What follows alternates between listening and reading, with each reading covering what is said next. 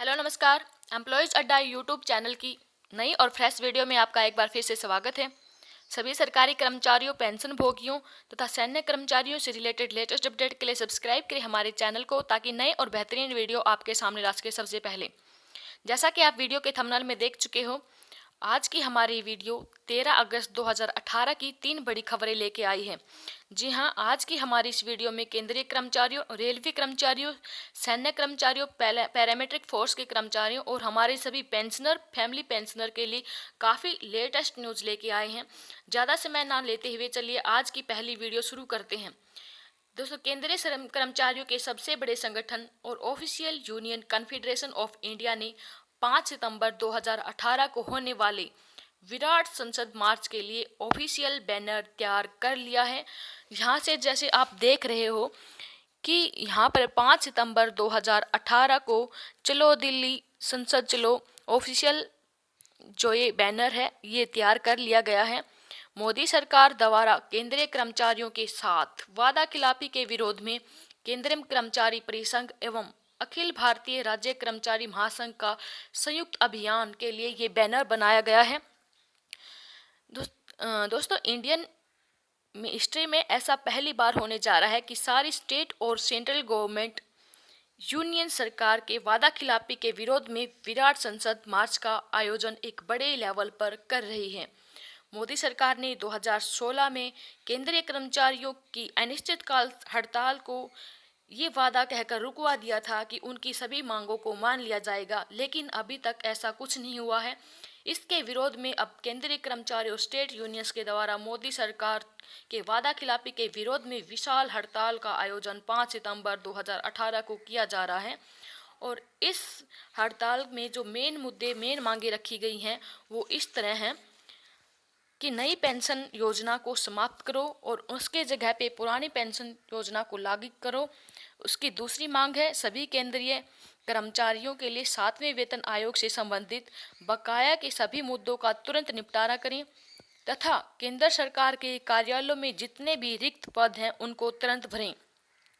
इसके अलावा ग्रामीण डाक सेवकों के लिए भी यहाँ पे डिमांड की गई है कि ग्रामीण डाक सेवकों को नियमित करें तथा उन्हें सिविल सर्वेंट का दर्जा दिया जाए और आकस्मिक और अनुबंध कर्मचारियों को भी नियमित करें। समान काम के लिए समान वेतन सुनिश्चित करें। सरकारी प्रतिष्ठानों को बंद करें तथा सरकारी प्रेस और अन्य विभागों को बंद करने के आदेश वापस लें। यहाँ पे जैसे आप मांगे देख रहे हो, ये सभी मांगे उनके द्वारा रखी गई हैं। तो ये थी आज की हमारी ये पहली वीडियो। आगे चलते हैं आज की हमारी दूसरी वीडियो की तरफ। और आज की हमारी दूसरी बड़ी खबर सभी सर्विंग और रिटायर फौजियों के लिए है। फौजियों के लिए बड़ी ही खुशखबरी है। सुप्रीम कोर्ट ने 1 जनवरी 2016 से एमएससीपी को ग्रांट कर लिया है।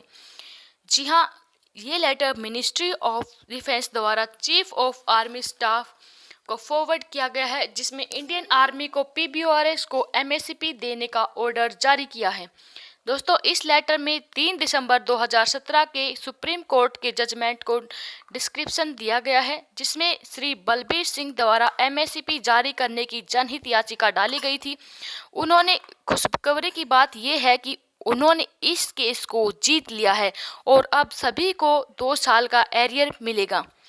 एमएससीपी यानी modified assured career progression scheme 6 CPC के दौरान इंडियन आर्मी द्वारा एक रूल बनाया गया था, जिसमें एक पे कमीशन कमेटी इम्प्लीमेंट हुई थी, जिसने अपनी रिपोर्ट में कहा था कि सैनिकों को टाइम टू टाइम प्रमोशन मिले।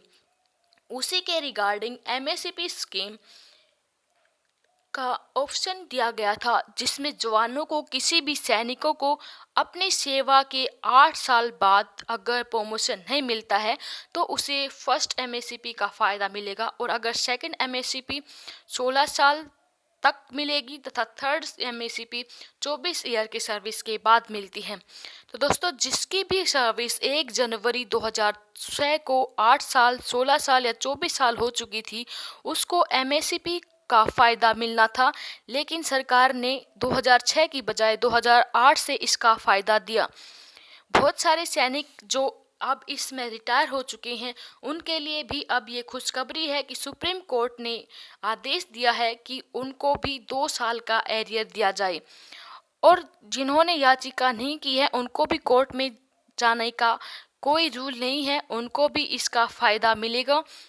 तो ये थी आज की हमारी दूसरी बड़ी खबर। अपने दोस्तों के साथ भी इस खबर को आप शेयर करें ताकि उनको भी इसकी इन्फॉर्मेशन मिल सके। चलिए आगे बढ़ते हैं।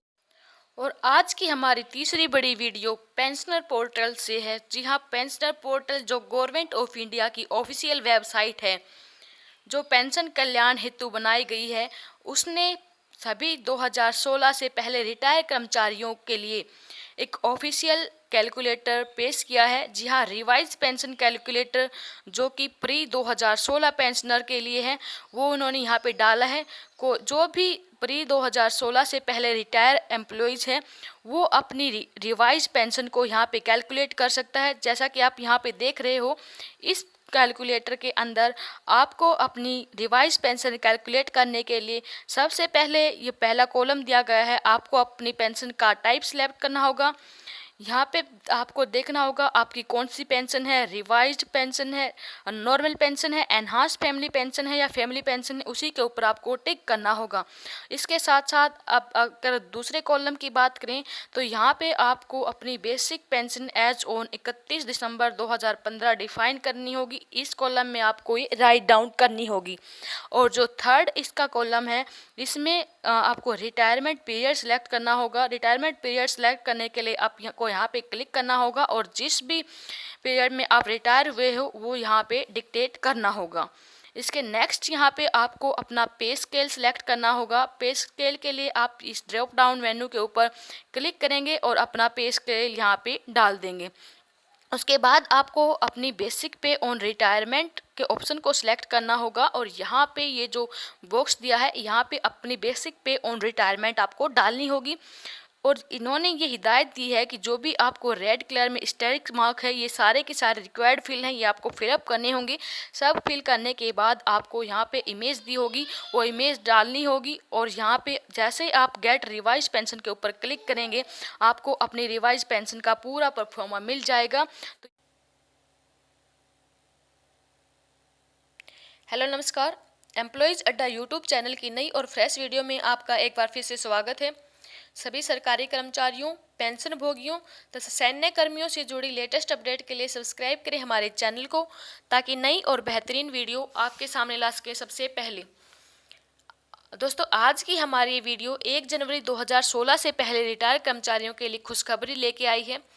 मिनिस्ट्री ऑफ एचआरडी ने 9 अगस्त 2018 को एक ऑफिशियल मेमोरेंडम जारी कर सूचित किया है कि एचआरडी विभाग ने 1 जनवरी 2016 से पहले रिटायर्ड कर्मचारियों के 7वें वेतन आयोग के आधार पर पेंशन रिवीजन को मंजूरी दे दी है और 7 सीपीसी को अगस्त 2018 से इफेक्टिव किया है।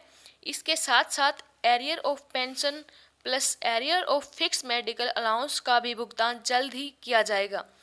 चलिए इस वीडियो के माध्यम से हम आपको बताने की कोशिश करेंगे कि इस लेटर में आपको क्या क्या बेनिफिट दिए गए हैं और क्या क्या बेनिफिट आपको मिलेंगे, कब तक मिलेंगे। ज़्यादा समय न लेते हुए चलिए आज की वीडियो शुरू करते हैं।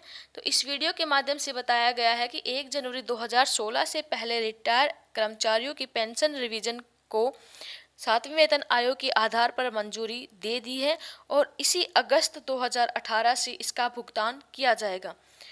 इन्होंने बताया है कि सभी पेंशन डिस्बर्सेंस अथॉरिटीज़ को ये खबर दे दी गई है और कहा गया है कि इस मॉड्यूल को वो फॉलो करें, अडॉप्ट करें।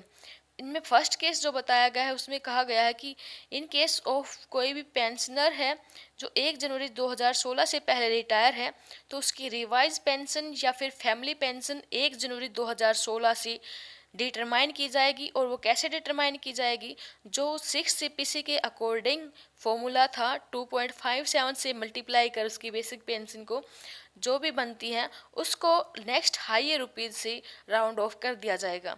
अब जो रिवाइज पेंशन या फैमिली पेंशन होगी वो बेसिक पेंशन या फैमिली पेंशन होगी, सिर्फ वो पेंशन इसमें ऐड नहीं होगी।